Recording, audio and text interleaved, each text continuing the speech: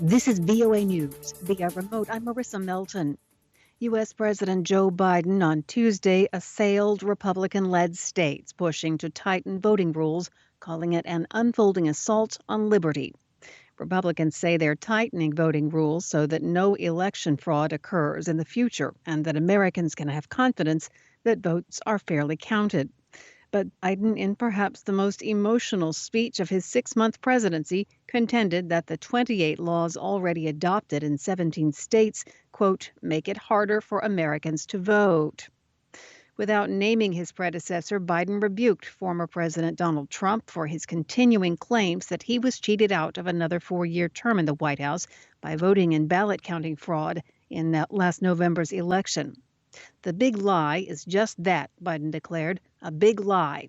His audience gathered at the National Constitution Center in Philadelphia applauded.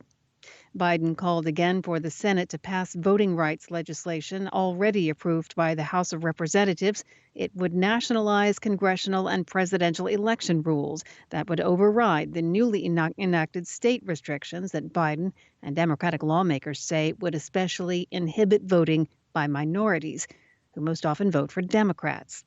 But as it stands, the legislation has little chance of passage in the Senate.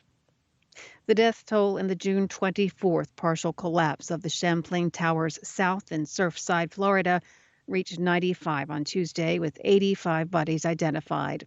Miami-Dade Mayor Daniela Levine Cava told reporters Tuesday that the work of identifying the victims is becoming more difficult with the passage of time. She said 14 people remain unaccounted for. The search for survivors officially ended last Wednesday, nearly 2 weeks after the collapse of the building.